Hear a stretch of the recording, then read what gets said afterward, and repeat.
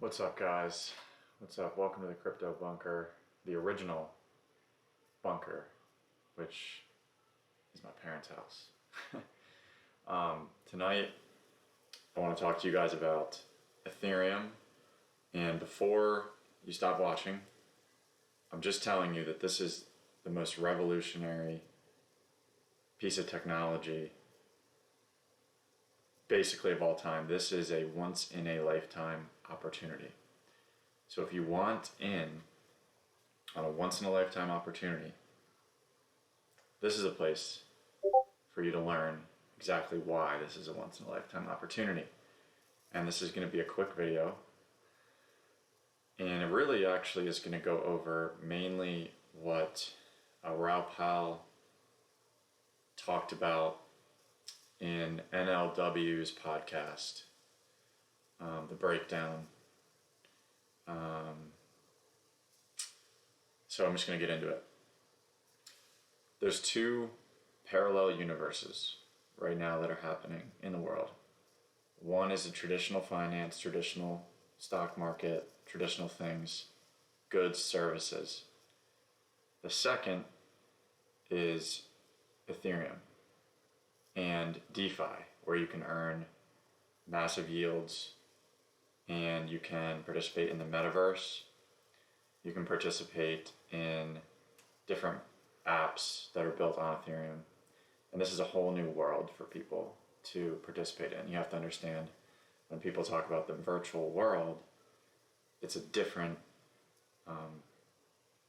world, and people are migrating across to this other world.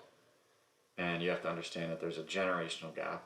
So there's the older boomer generation probably not going to understand this. They might invest in it a little bit, not really fully getting the concept. But people are migrating. People will continue to migrate. The Ethereum adoption curve is actually double the rate of Bitcoin since its inception. And the issue that Bitcoin people have is that they're scared of these other tokens. And what happens is they are creating that fear. So the fear that they have is actually, they're making it happen. And so they're afraid that these other protocols have attracted a lot of capital. They're losing dominance. Bitcoin dominance is losing steam constantly to these other tokens. And it's because all of these tokens and projects have network effects. It's not necessarily about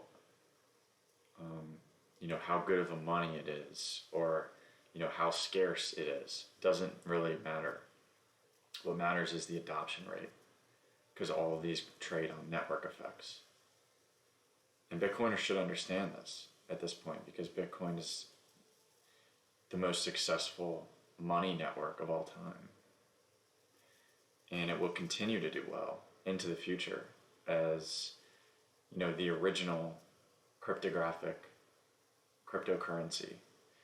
But Ethereum is a new paradigm. And it is because it's the second biggest. It will soon be the first biggest. It's a natural progression because the changes that ETH is going through have to do with the supply becoming more deflationary than Bitcoin. And so this is why Ethereum is the greatest trade of all time. It has the fastest adoption rate at scale of any of these protocols. There's huge demand for ETH right now because of NFTs. And NFTs are a tokenized version of an asset, basically. So think of any asset in the world, a physical asset or a digital asset. And how do you prove that that's yours and that it's unique? You prove it through the blockchain, and it's mainly built on Ethereum, these NFTs. So if you're wondering why are CryptoPunks trading for like millions of dollars, it's because it's for the culture, basically. Um, they are one of the original. They're like one of the first few NFTs ever made, and they represent people. So you can put it as your profile picture or whatever. Like Jay-Z has one as his profile picture, so he owns a CryptoPunk. Many different people are getting into these avatar NFTs because it's bigger than just owning the piece of art. It's owning a piece of the culture for the future. And if we're going to start tokenizing assets, those are going to be the original tokenized pieces of art, and that's a huge deal. So it's not just like a JPEG. That's not, that's not how it works. There's huge demand for ETH because of this, and there's going to be tokenization of communities. So different communities, like the Real Vision community, for example, for Raoul, they're going to make a token. They're going to have their own token. There's going to be many businesses and many people who have their own tokens and who can then share their revenue with the token holders. There's going to be tokenization of art, assets, basically everything. Another reason that ETH is going to explode is staking ETH.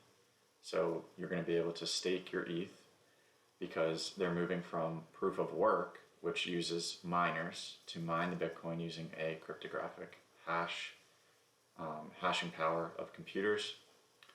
That's what Bitcoin is doing. Bitcoin is always going to be proof of work with miners, energy usage, massive energy usage. Ethereum is moving to proof of stake, and you can already stake your coins now. And so there's a large percentage of ETH that is already being staked and will not be unlocked until ETH 2.0 comes out, which is coming probably January 2022.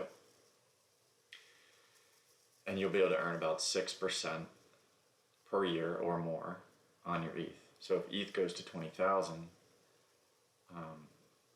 all of a sudden you're earning like $1,000 a year just on that 6%. $1,200 a year on that, and it's most likely it will be compounding, but weekly, because for me, I stake my ETH, I get paid weekly, but it's not compounding because the ETH 2.0 token is not out yet. It's just the chain is there for staking, but I'm not actually able to unlock it until that happens. So there is a risk there, in case you didn't know that. There is a risk of staking that ETH will never actually go to ETH 2.0, but I think the risk is very small at this point because it's going to happen. So the other thing is people just holding ETH. So and people that aren't going to sell their ETH.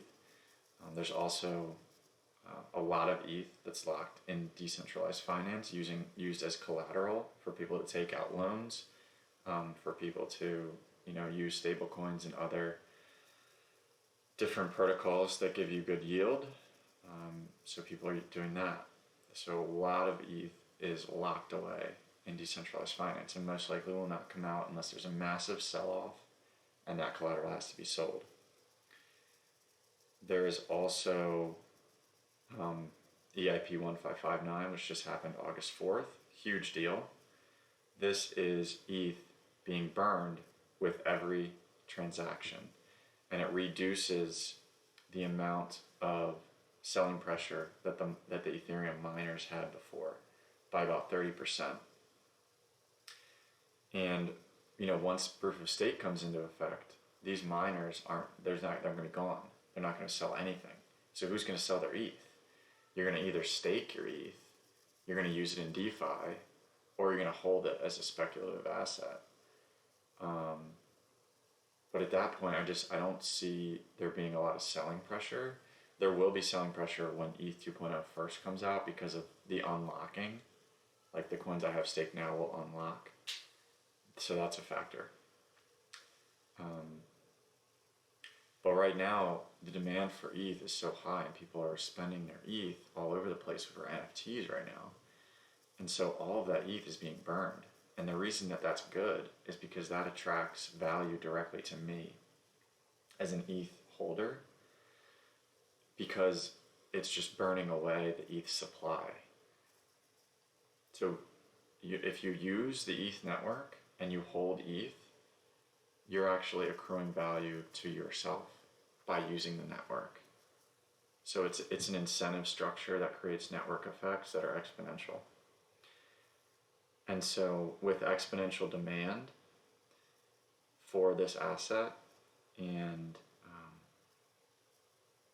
all of these factors, once price rises, everyone will be incentivized to stake their ETH to earn 6% interest again. So exchanges are going to fall below 10% right now. With all of these factors, only 13% of all Ethereum tokens are in free float, which means they're on exchanges and ready to be bought. Only 13% of the entire supply is able to be bought right now. And so that might be about 40 billion just off the top of my head. And so you just have to understand that, like, we're going to use smart contracts in the future. Everyone's going to use them for everything. And Ethereum will, at that point, will be the most decentralized, the oldest, the most trustworthy, the most development, the most developers, the most applications, and the most people using Ethereum. They have 161 million active addresses right now. That's the size, that's half the size of America. So just understand that governments are going to build on Ethereum. Everyone's going to build on Ethereum because people think of it the wrong way. They think, oh, the government wants to smash, this thing because it's like a mini nation state, basically, which it is. And they will try, probably, in some weird way, but it's not going to work, obviously. And how are they going to get away with building this central bank digital currency, which everyone knows is coming, if they don't use Ethereum in some way? Because you can see there's an exponential growth of US dollar coins that are already being built on Ethereum, backed by dollars. They could easily use USDC that's already built, already has 50 billion plus in value on Ethereum. They could take that and co-opt that and make it the world reserve currency, US dollar. But they're in a little bit of a pickle here in terms of the central banks, countries, because they want to maintain their power structure, but they don't understand that it's too late. And so once they realize it's too late, they're going to turn to the most secure, the most trustworthy blockchain to build on. I don't really know how the demand for US dollars will go up if they're on like Stellar Lumens or like XRP or some other bullshit coin. It doesn't make sense. It really, really doesn't. If they truly wanted to create massive demand, they would be the first country to come out and say, we're building our currency on Ethereum, bar none, 100%. And this isn't going to happen for another like 2 or 3 years, I think, until they do this. By that time, ETH will probably be able to support 1 million transactions per second with some of the changes that they're being made with ETH 2.0. And so there's no free float of this technology coin that you need. And don't think you're just buying some virtual coin here, right? For all you beginners that might be still watching, hopefully. You're buying digital oil, okay? Ethereum runs the entire blockchain. You need Ethereum to do any transaction on a blockchain. So it's digital oil. It's not like digital gold, right? Digital oil is a bigger network effect than digital gold. So just realize that you're buying the oil for the new internet. And so the fact that there's no free float of this coin, there's only 10 to 13% available on exchanges, and there's exponential demand for this coin because the network is being used more and more. As wallet addresses increase, people get more interested in NFTs, more interested in decentralized finance, more interested in tokenizing everything. This will equal an exponential price rise. There is no other way that this will work over time, over a longer period of time, because no one's going to want to sell it. They're going to want to stake it to earn interest on it. And the more people that stake, the more secure the network is. So it's okay. I mean, Raoul Pal said this. He's one of the best macro investors of all time. He's in the top 50 macro investors of all time. He's basically saying that over time, he doesn't necessarily say this has to happen immediately, although he's saying that right now, Bitcoin is looking, or Ethereum, is looking like Bitcoin did when it was March 2020. Which means we're most likely looking at a 10x from here. ETH to 20 to 30,000 is what I think we're going to see. And we might even see that by the end of the year. And then ETH 2.0 is sell the news, because everything's getting unlocked. So when that comes, that's probably sell. Hopefully we're at 20,000 by then. I think we're at least at 10. None of this is financial advice, but I wanted to give you guys insight into the best trade that you will ever come across. 20 to 30,000 is just the beginning. Okay, when it gets that high, I'm staking my ETH. Okay? If it gets to 20,000 and I have, I'll just say 200K, and I can earn 6% on that, that's $12,000 a year from staking. And it's going higher. Everything's going to be built on this. You have to understand, because it has the most network effects, and it's the first one. It's the first smart contract platform. So just understand, when you're buying NFTs and you're buying random pieces of art, and I get it, like, it's cool, just be careful. If you're buying Dogecoin or some other bullshit coin like Cardano, who doesn't even have smart contracts yet, just realize that ETH is a life-changing technology. This only comes around once in a while, once in a lifetime, if that. This is like discovering gold. This is like discovering oil.